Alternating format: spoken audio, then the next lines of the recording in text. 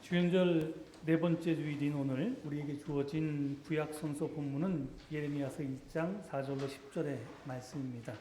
이 말씀은 예레미야가 소명받은 이야기입니다. 하나님이 예레미야를 예언자로 부르셨을 때 그는 불과 20살 남짓한 청년이었습니다.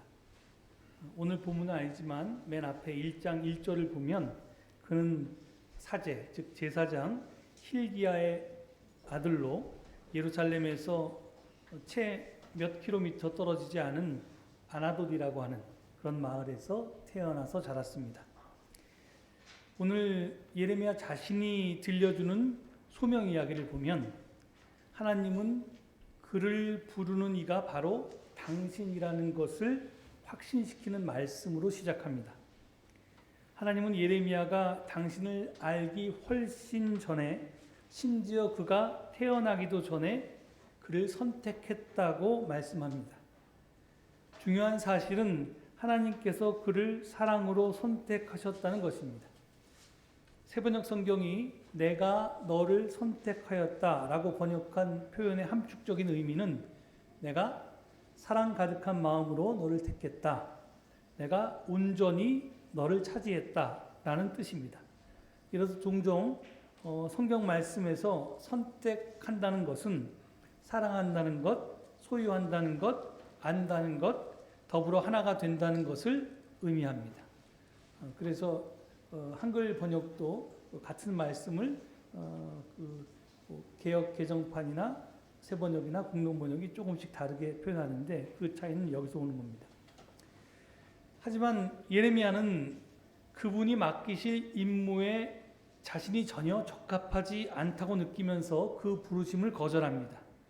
6절을 보면 아닙니다. 주 나의 하나님, 저는 말을 잘할 줄 모릅니다. 저는 아직 너무나 어립니다. 이렇게 말합니다. 이에 하나님께서는 재차 소명을 확신시키십니다. 7절과 8절을 보면 내가 너를 누구에게 보내든지 너는 그에게로 가고 내가 너에게 무슨 명을 내리든지 너는 그대로 말하여라. 내가 늘 너와 함께 있으면서 보호해 주겠다. 이렇게 말씀하십니다. 이처럼 가서 말하도록 재촉하시는 분은 바로 하나님이십니다. 또한 당신이 보내셨기에 늘 곁에 있고 또 편히 되어 주시겠다고 약속하십니다.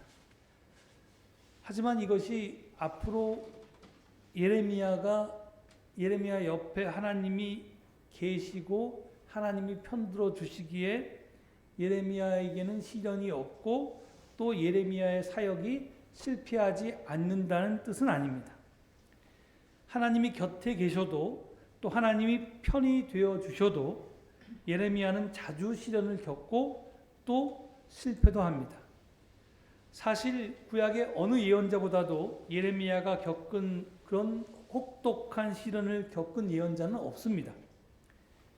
그리고 또 사명이 그토록 처절하게 실패를 한 예언자도 없습니다. 적어도 겉으로 보기에는 그렇습니다. 그는 모든 사람에 의해 배척되었습니다. 자기 가족과 또 종교 지도자들, 왕과 백성들이 그를 대적했습니다. 그는 배반자로 비난받았고 감옥에 갇혔습니다. 이게 사실은 예레미야를 본문으로 제가 세 번째 설교하는 건데요. 아마 첫 시간에 말씀드린 것 같은데 그는 우리로 얘기하면 일본이 구한 말에 우리나라를 침략하는데 자기 나라 백성들에게 그냥 저항하지 말고 우리는 당연히 망하는 게 당연하니까, 잘못해서 망하는 게 당연하니까 그냥 항복하고 받아들여라, 이런 식으로 말했기 때문에 이런 취급을 받은 겁니다. 그는 결국 그의 생을 이집트 변방에서 마감했는데요. 아마도 그는 살해되었을 것이라고 추측됩니다. 이렇듯 다른 어떤 예언자보다 더 비참하고 더 비극적인 삶을 살게 될 예레미야에게 하나님은 손을 내밀어서 그의 입에 대시면서 이렇게 말씀하십니다. 9절 10절을 보면 내가 내 말을 내 입에 맡긴다. 똑똑히 보아라. 오늘 내가 문 민족과 나라들 위에 너를 세우고 내가 그것들을 뽑으며 허물며 멸망시키며 파괴하며 세우며 심게 하였다. 이게 이제 예레미야가 받은 소명 이야기입니다. 우리는 예레미야의 소명 이야기를 통해서 예언자가 어떤 사람인지를 확인할 수 있습니다. 하나님은 본문 7절에서 내가 너를 누구에게 보내든지 너는 그에게로 가고 내가 너에게 무슨 명을 내리든지 너는 그대로 말하여라 라고 하셨습니다. 또 9절에서는 내가 내 말을 너의 입에 맡긴다 이렇게 말씀하셨습니다. 그렇습니다. 예언자는 제가 지난번에 말씀드린 것처럼 앞날을 미리 내다본 사람이 아니었습니다. 예언자는 예측을 하거나 또는 예고를 하는 사람이 아니었고 하나님의 말을 대신 말하는 대언자였습니다. 그래서 영어로 프로핏이라고 하죠. 프레딕터가 아니었습니다. 다시 한번 말합니다. 예언자는 어떤 위대한 사람의 말을 전하는 사람이 아니라 하나님의 말을 전하는 사람이었습니다. 하나님이 세상을 어떻게 보시는지, 사람들에게 바라는 게 뭔지, 세상이 어떻게 되기를 바라시는지를 사람들에게 알려주는 사람이 예언자였습니다. 곧 예언은 하나님의 눈으로 인간의 실존과 역사를 해석하는 일이었습니다. 도대체 예레미야를 비롯한 구약의 예언자는 이렇게 하나님의 말을 대언하기 위해서 어떻게 해야 했을까요? 예언자가 하나님의 말씀을 전하려면 어떻게 해야 했을까요? 하나님의 세계 안으로 들어가 봐야 했습니다. 하나님의 마음을 들여다볼 수 있어야 했습니다. 하나님에게 들어가 보지 않고 무슨 수로 하나님을 경험할 수 있으며 하나님을 경험하지 못하고 무슨 수로 하나님의 말씀을 전할 수 있었겠습니까? 다시 말하지만 하나님 안으로 들어가 보는 수밖에 다른 방법은 없었습니다. 역지사지라고 그 사람의 입장이 되어보지 않으면 그 사람을 이해할 수 없습니다. 마찬가지로 하나님의 세계에 들어가서 하나님의 마음을 자기가 느껴보지 않고서는 하나님이 어떤 눈으로 인간의 실존을 바라보는지, 인간의 역사에 대해서 어떤 계획을 갖고 계신지를 알 수가 없고, 따라서 하나님의 말씀도 전할 수가 없습니다. 이게 굉장히 어려운 일인데요. 하여튼 성서는 하나님의 세계를 맛보지 않고 하나님의 말씀을 전하는 사람들을 가리켜서 거짓 예언자라고 부릅니다. 특별히 예레미야는 거짓 예언자에 대해서 여러 번 이야기합니다. 예레미야서 23장에서 하나님은 이렇게 말씀하십니다. 16절 18절을 보면요. 나 만군의 주가 말한다. 스스로 예언자라고 하는 자들에게서 예언을 듣지 말아라. 그들은 헛된 말로 너희를 속이고 있다. 그들은 나 주의 입에서 나온 말을 전하는 것이 아니라 자기들의 마음속에서 나온 환상을 말할 뿐이다. 그리고 한 절 건너뛰어서 18절에 보면 그러나 그 거짓 예언자들 가운데서 누가 나 주의 회의에 들어와서 나를 보았느냐? 누가 나의 말을 들었느냐? 누가 귀를 기울여 나의 말을 들었느냐? 이렇게 말씀하십니다. 이 말씀을 보면 거짓 예언자는 하나님의 입에서 나온 말이 아니라 자기들의 마음속에서 나온 환상을 이야기하는 사람이라고 했습니다. 하나님의 세계에 들어가 보지 않았는데 말을 해야 하니까 하나님의 말을 전하지는 못하고 그냥 자기 마음속에 있는 말을 할 수밖에 없다는 것입니다. 하지만 참 예언자는 주의 회의에 들어와서 하나님을 본 사람이라고 했습니다. 그리고 거기서 하나님과 하나님의 이야기를 들은 사람이라고 했습니다. 여기서 우리는 주의 회의라고 하는 익숙하지 않은 개념과 만나게 됩니다. 주의 회의? 그게 뭘까요? 구약 성서에서 하나님과 만난 경험을 표현하는 몇 가지 방법이 있습니다. 예를 들어서 모세도 하나님과 만났고요. 또 여러 예언자들이 하나님과 만났습니다. 그럴 때 꿈이나 환상에서 하나님을 만납니다. 그리고 하나님의 음성을 들었다는 경험 등이 하나님을 만난 것을 표현하는 그런 방법입니다. 그런데 이런 것들보다 더 설득력 있는 수단이 있었는데 그것은 뭐였냐면 고대 문화권에 널리 사용되었던 하나님의 어전회의라고 하는 겁니다. Divine Council이라고 영어로 표현하는데요. 요즘 말로 하면 뭐 내각 회의나 수석 비서관 회의쯤 될 것입니다.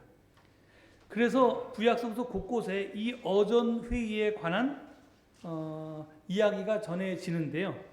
대표적인 것이 아마 여러분도 잘 아는 욥기 1장의 말씀일 겁니다. 거기 보면 하나님이 뭐 여러 천사들, 거기에 사탄도 들어있는데요. 여러 하여튼 보면 사실은 그 천사나 사탄이라고 번역된 것이 조금 좀 이 우리의 개념하고 다를 수 있는데 최고 신인 여호와 하나님이 계시고 그 다음에 그거보다 약간 하등한 신들이 있습니다. 그 하등한 신들이 이 천상에서 하나님을 모시고 이제 이 세상을 이제 같이 의논해서 뭐 다스리고 그렇다고 이제 구약의 사람들은 생각했는데요. 그 어전 회의가 묘사되어 있는 게 이제 우리가 잘 아는 욥기입니다. 욥기 보면 뭐 사탄은 사실은 이제 나쁜 악마를 얘기하는 게 아니라 무슨 지금으로 얘기하면 검사같이 어떤 이제 하나님께 뭐 사람들의 잘못을 이제 고발하는 그런 역할을 맡은 이제 일종의 천사인데요. 이 사탄이 세상을 순찰하고 돌아왔을 때 욥에 대해서 하나님이 이야기를 꺼내고 거기에 대해서 욥이 하나님께서 축복해 줬으니까 그렇지 하나님을 이 축복을 거두어도 욥이 그럴 줄 아느냐 이렇게 사탄이 대드는 장면이 있죠. 그게 유명한 소위 어전회의 장면입니다. 하여튼 거기를 보면 이 어전회의에서는 하나님은 말씀하시고 또 뭐 이 강요들은 그걸 그냥 받아 적는 그런 게 아니라 열띤 토론을 합니다. 심지어는 사탄도 하나님의 견해에 동의하지 않고 거기에 대해서 반론을 제기했다고 그렇게 욥기는 기술하고 있지 않습니까? 아무튼 지금 예레미야는 뭐라고 얘기하냐면 참 예언자는 그 하나님의 어전회의에 참석을 한 사람이고 거기서 하나님과 더불어 토론을 벌인 사람이었다고 말합니다. 이게 도대체 뭘 말하는 건가에 대해서는 사실은 그 고대인들이 참 예언자와 거짓 예언자를 구분하기 위해서 하나님의 세계 속에 들어가 봤다는 것을 경험했다는 것을 이제 표현하기 위한 그런 하나의 방법이지 문학적인 방법이지 그게 무엇을 뜻하는지 우리가 이제 확실하게 이게 증명해낼 길은 없습니다. 하여간 문제는 그게 중요한 게 아니라 소위 자기가 예언자라고 하는 어떤 사람이 하나님의 말이라고 전했는데 그 말을 전한 사람이 전한 그 말이 정말 그 사람이 하나님의 어전회의에 참석해서 하나님을 만났고 또 거기서 하나님과 열띤 토론을 벌여서 하나님의 말을 듣고 우리에게 전달하는 것인지 아니면 지 마음속의 생각을 마음대로 전하는 것인지 우리가 어떻게 하냐는 겁니다. 그러니까 이 사람도 예언자라고 하고 저 사람도 예언자라고 하고 이것이 하나님의 뜻이라고 하고 이것이 하나님의 말씀이라고 하는데 이 사람 한 말과 저 사람 한 말이 다를 수 있다는 거죠. 이제 이와 관련해서 한 번 더 예레미야의 말을 제가 인용해 보겠습니다. 예레미야서 20장 7절부터 9절의 말씀입니다. 여러분들 제가 오늘 재미없는 말을 하신 것 같아서 한번 소리내서 읽어보겠습니다. 예, 같이 읽어볼까요? 주님께서 나를 속이셨으므로 내가 주님께 속았습니다. 주님께서는 나보다 더 강하셔서 나를 이기셨으므로 내가 조롱거리가 되니 사람들이 날마다 나를 조롱합니다. 내가 입을 열어 말을 할 때마다 폭력을 고발하고 파멸을 외치니 주님의 말씀 때문에 나는 날마다 치욕과 모욕거리가 됩니다. 이제는 주님을 말하지 않겠습니다. 다시는 주님의 이름으로 외치지 않겠다 하고 결심하여 보지만 그때마다 주님의 말씀이 나의 심장 속에서 불처럼 타올라 뼛속에까지 타들어가니 나는 견디다 못해 그만 항복하고 맙니다. 예. 이게 예레미야의 고백입니다. 이 말씀에서 예레미야는 지금 자기가 하나님한테 속았다고 말합니다. 하나님께 속았다고요? 이게 무슨 말일까요? 그는 하나님의 말씀을 백성에게 전하라고 부르심을 받았습니다. 할 수만 있으면 이 부르심을 거절하고 싶었지만 그는 그렇게 하지 못했습니다. 왜? 하나님께 설득당했기 때문입니다. 그러면 하나님은 어떻게 그를 설득하셨을까요? 아까 1장 8절 9절에서 말씀하신 것처럼, 약속한 것처럼 하나님은 그와 함께 하시겠다고. 그가 할 말을, 난 말을 못합니다. 어려서 이렇게 얘기하니까 네가 할 말을 네 입에 내가 넣어주겠다고 그렇게 약속하셨습니다. 그런데 하나님께서 그의 입에 넣어준 말은 심판과 파괴와 멸망의 말이었습니다. 백성들이 하나님의 계명대로 살지 않았기 때문에 뽑고 허무는 심판이 그들을 기다리고 있다는 메시지였습니다. 백성들이 이 말에 어떤 반응을 보였을까요? 백성들은 그를 위협하고 심지어는 예레미야를 죽이려고까지 했습니다. 그래서 그는 자기가 부름을 받았을 때 받았던 하나님의 약속을 의심하지 않을 수가 없었습니다. 자기에게 당신의 말씀을 넣어주겠다, 자신과 함께 해주시고 지켜주겠다 이렇게 약속했는데 그 약속을 믿지 못하게 된 겁니다. 왜냐하면 그 말이 하필 백성들에게 욕먹을 말이고 백성들이 그 말을 하는 자기를 해치려고 하니까. 근데 그런 했을 때 예레미야가 고문당할 때, 예레미야나 갇혔을 때 하나님께서 뭘 특별하게 돌봐주시는 게 없어 보였으니까요. 그러니까 하나님이 나에게 헛약속을 하셨나? 이렇게 의심하실 수밖에 없겠죠. 그래서 그는 이제는 주님을 말하지 않겠다, 다시는 주님의 이름으로 외치지 않겠다고 결심했습니다. 당연히 그럴만하지요. 하나님이 약속을 지키지 않으셨으니까 말입니다. 그래서 그는 속으로 다짐하고 또 다짐했습니다. 다시는 주님의 말씀을 전하지 않겠다고 말입니다. 하지만 말입니다. 아무리 그렇게 다짐하고 또 다짐을 해도 그때마다 주님의 말씀이 나의 심장 속에서 불처럼 타올라 뼛속에까지 타들어가니 나는 견디다 못해 그만 항복하고 맙니다 라고 예레미야는 고백합니다.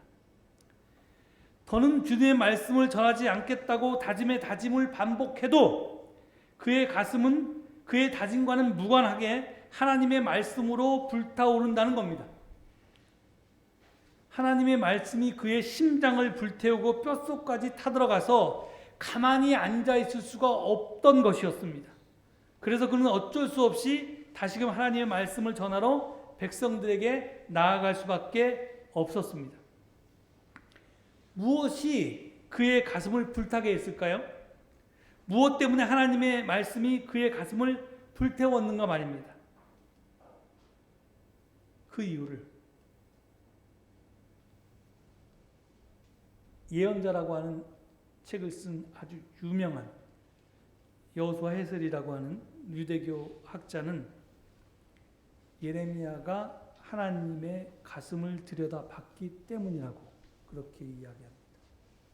이렇게 두꺼운, 엄청나게 두꺼운 세 개의 명작을 그분이 남겼는데 그 책에서 예언자들에 대해서 분석하면서 하는 게 물론 예레미야뿐만 아니라 모든 예언자들이 하나님의 마음 속에 들어가 봤기 때문에 그렇다 이렇게 이야기합니다.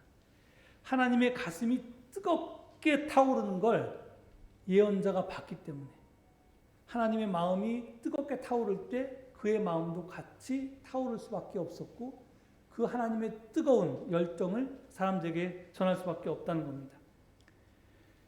구약성서에는 하나님의 심장이라는 표현이 종종 나옵니다.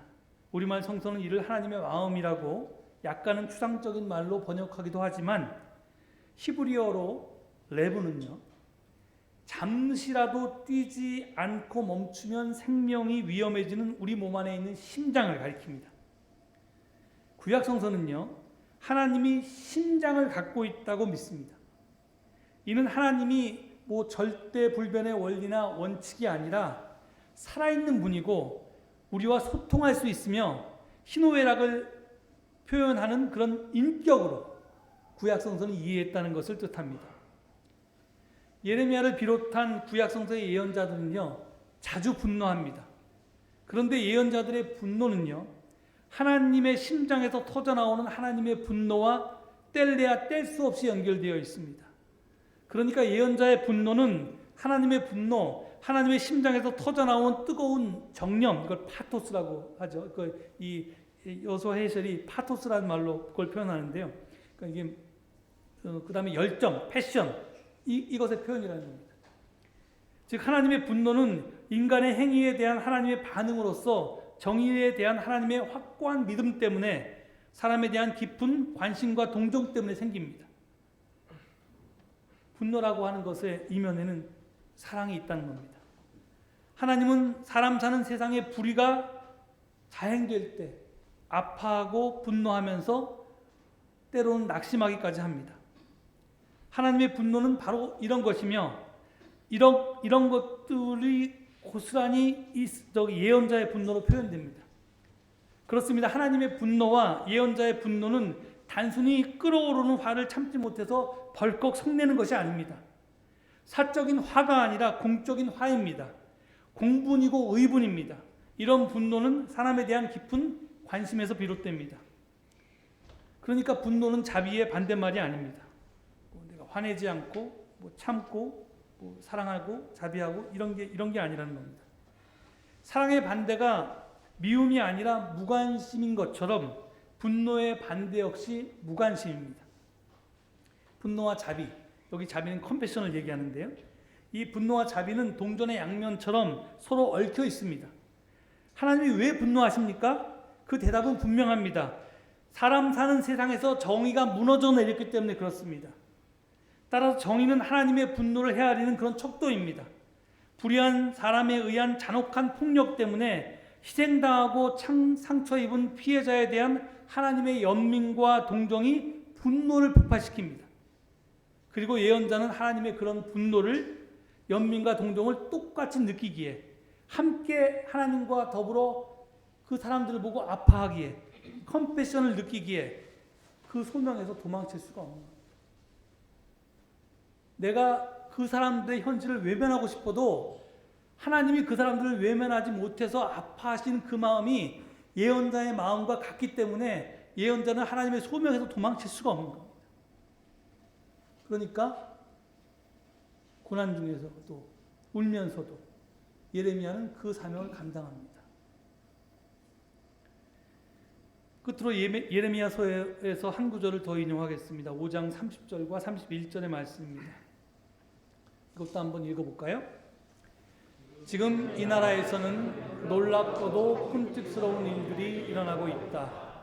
예언자들은 거짓으로 예언을 하며 제사장들은 거짓 예언자들이 시키는 대로 다스리며 나의 백성은 이것을 좋아하니 마지막 때 너희가 어떻게 하려느냐. 오늘 증언을 준비하기 위해서 예레미야를 읽고 묵상하다가 우리가 지금 처해 있는 대선 전국이 제 머릿속에 이렇게 겹쳐서 오버랩 됐습니다.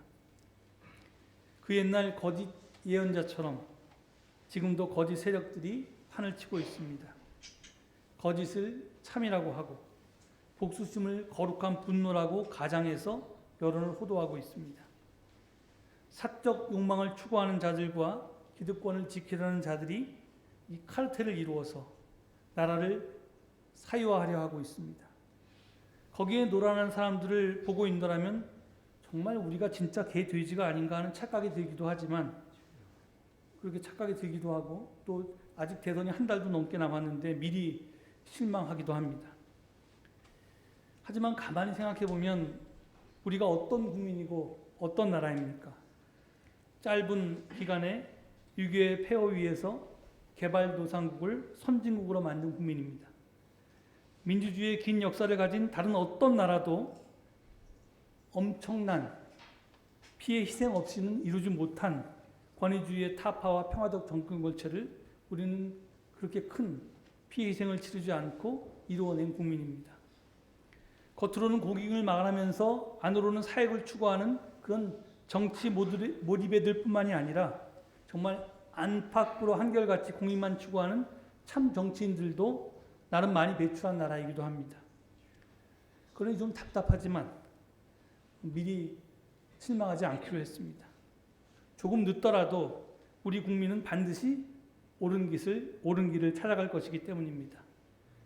우리 역사가 이것을 입증하지 않습니까? 우리 국민은 누가 하나님의 심장으로 우리네 현실을 합파하고 그것을 방관하거나 묵과할 수가 없어서 정치에 나서게 되었는지를 끝내는 분별해낼 것이라고 저는 믿습니다. 누가 거짓 예언자이고 누가 참 예언자인지를 분별할 수 있고 또 그 참 정치인과 거짓 정치인을 분별해서 투표할 것이라고 믿습니다. 하나님께서는 그 옛날에 예레미야에게 뽑고 허물고 멸망시키며 파괴하며 세우고 심으라는 소명을 주셨습니다. 저는 오늘 우리에게 하나님께서 똑같은 말씀을 하신다고 믿습니다. 많이 좋아졌지만 아직도 이 나라 이 사회에는 뽑고 허물어야 할 것들이 많습니다. 저들은 뽑히지 않으려고 허물어지지 않으려고 미천까지 다 드러내면서 결사항전을 하고 있습니다. 어떻게 그렇게 뻔뻔할 수 있는지 이게 정말 너무 분노가 치미는데요.